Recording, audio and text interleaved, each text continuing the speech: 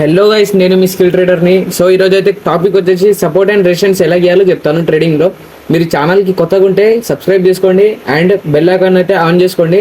And నన్ను ఇన్స్టాగ్రామ్లో గిటంగా follow చేసుకోండి. మీకు ఏమైనా డౌట్స్ ఉన్నా గిటంగా ఆడికొచ్చి అడగండి, నేను అందరికీ క్లియర్గా క్లారిఫై చేస్తాను. సో ఫస్ట్ అయితే మనం సపోర్ట్ అండ్ రెసిస్టెన్స్ అంటే ఏంటిదో తెలుసుకోవాలి. ఫస్ట్ సపోర్ట్ అంటే ఏంటిది? ఇప్పుడు సపోజ్ ఏదో ఒకటి ఇల్లు ఉంది, ఇప్పుడు ఇల్లు కడుతున్నాము. ఇల్లుకు సపోర్ట్ ఏంటిది? దాని యొక్క బేస్మెంటే దానికి సపోర్టు.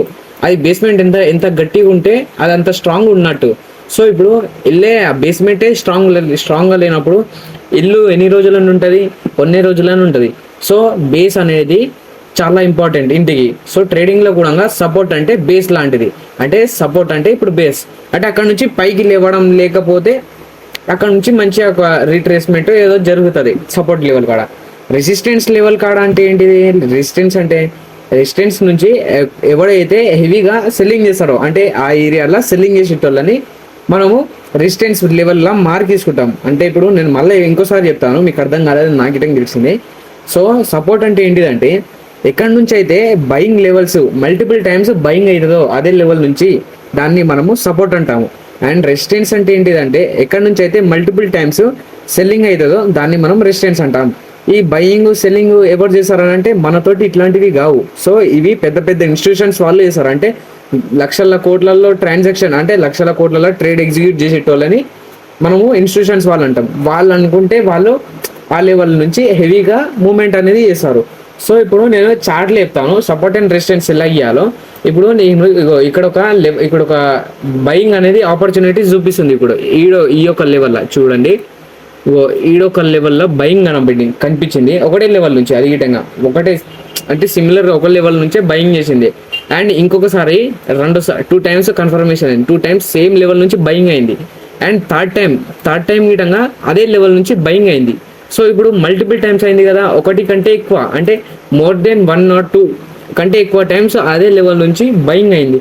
సో ఈ లెవెల్ని మనం ఏం చేస్తాము, ఈడొక రెక్టాంగిల్ షేప్ తోటి మనము ఈ లెవెల్ని అయితే మార్క్ చేసుకుంటాం. అంటే ఇట్లా మార్క్ చేసుకుంటాం రెక్టాంగిల్ షేప్ తోటి. మీకు డౌట్ రావచ్చు, ఇట్లా డబ్బాలాగా ఎందుకు తీసుకున్నావు భయా నువ్వు అని మీకు డౌట్ రావచ్చు. సో దీని వెనకాల ఏంటిదంటే ఇప్పుడు మార్కెట్ ఇట్లాంటి చిన్న చిన్న విక్స్ ఉంటాయా, దీంట్లో ఈ చిన్న చిన్న క్యాండిల్స్ని ఫస్ట్ నేను దీన్ని డిలీట్ చేస్తాను.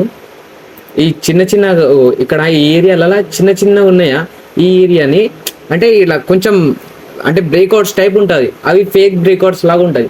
సో మనం ఏం చేస్తాము, ఈ యొక్క రెక్టాంగిల్ని కరెక్ట్గా ఆ బ్రేక్అవుట్స్ కాడికించి గీస్తాము. ఆ బ్రేక్అవుట్స్ నుంచి గీసుకుంటూ పోతాము. సో ఎక్కడి వరకు గీసుకుంటామంటే నీకు ఎన్ని టైమ్స్ కన్ఫర్మేషన్ అయిందో అన్నిసార్లు, అంటే అక్కడ వరకు. ఇప్పుడు నాకు ఈ లెవెల్లో ఒక కన్ఫర్మేషన్ అయింది బయింగ్కి, ఈ లెవెల్లో ఇంకోసారి కన్ఫర్మేషన్ అయింది, అండ్ ఈ లెవెల్ మల్టిపుల్ టైమ్స్ అయింది కదా బయింగ్ కన్ఫర్మేషన్. సో దీన్ని మనము సపోర్ట్ లాగా మార్క్ చేసుకుంటాం. నేను ఇంకోసారి చెప్తున్నాను, అంటే బ్రేక్అవుట్స్ కోసం అని, అంటే కొన్ని ఫేక్ బ్రేక్అవుట్స్ లాగా ఉంటుంది, అవి నేను ఇంకా ఫర్దర్ వీడియోస్లో చెప్తాను. బ్రేక్అవుట్స్ లాంటిది అవి, దీన్ని అంటే ఇట్లా కరెక్ట్గా ప్రాపర్గా ఉండకపోవడం దాన్ని మనము ఇట్లా బాక్స్ షేప్లో గీసుకుంటాం రెక్టాంగిల్లా. లేకపోతే మనం ఇట్లా సింపుల్గా ఇట్లా అంటే ఇప్పుడు ఈ ట్రెండ్ లైన్ ఉంది, ఇట్లా గీసుకుంటుండే. ఇప్పుడు నేను ఇట్లా గీసుకున్నా. సో కొంతమంది ఏం చేస్తారు, ఇక్కడ బ్రేక్ అయింది కదా ఈ లెవెల్లా, ఇక్కడ చూడండి మీరే, ఈ లెవెల్లో బ్రేక్ అయింది కదా. సో చాలామంది ఏమంటారు, ఆడ బ్రేక్ అయింది కాబట్టి నేను ఆడ డౌన్ సైడ్కి ఎంట్రీ తీసుకున్నాను. సో ఇట్లానే అనుకొని మీరు డౌన్ సైడ్కి ఎంట్రీ తీసుకుంటారు. సో ఇది కరెక్ట్ కాదు. సో మనము అందుకే ఈ యొక్క రెక్టాంగిల్ని మనము ఈ యొక్క షేప్ తోటి మంచిగా ఇట్లా గీసుకుంటాం. అంటే ఈ యొక్క బ్రేక్అవుట్ అంటే దాని కింద పెట్టుకోవాలి. ఈ యొక్క బ్రేక్అవుట్ కాలేదని, ఈ లెవెల్ని బ్రేక్అవుట్ చేయలేదని ఒక ఐడెంటిఫికేషన్ వస్తుంది. సో మనం ఆ లెవెల్ కాడ కొంచెం జాగ్రత్తగా ఉంటాము. ఇది సపోర్ట్ వచ్చేసింది. ఇప్పుడు రెసిస్టెన్స్ ఏంటిది?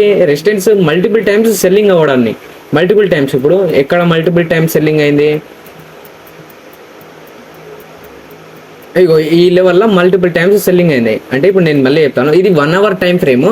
సో దీంట్లో అంటే ఎంత పెద్ద టైం ఫ్రేమ్ ఉంటే అంత మంచిగా మనకు కన్ఫర్మేషన్స్ ఉంటుంది. సో మనము ఎప్పుడైనా సరే ట్రేడింగ్లో ప్రీవియస్ డేటా అనేది చాలా ఇంపార్టెంట్.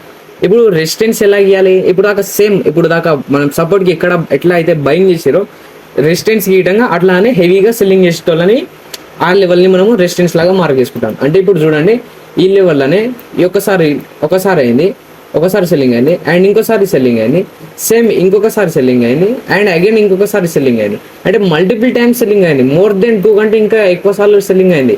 సో మనం ఏం చేస్తాము, సేమ్ ఈ యొక్క రెక్టాంగిల్ తోటి ఆ లైన్ని ఆ యొక్క జోన్ని మనం గీసుకుంటాం, ఆ యొక్క రెసిస్టెన్స్ జోన్ని గీసుకుంటాము.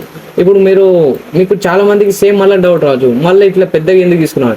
సేమ్ అక్కడ అయితే ఇట్లా సపోర్ట్ కార్డ్ ఎట్లా అయిందో ఇక్కడ గిటంగా అట్లే అవుతుంది. ఫేక్ బ్రేక్అవుట్స్ కోసం అని ఇట్లా బాక్స్ షేప్లో మనం గీసుకోవాలి. సో ఫేక్ బ్రేక్అవుట్స్ కాకుండా ఉండడానికి ఇట్లా గీసుకుంటాం మనము.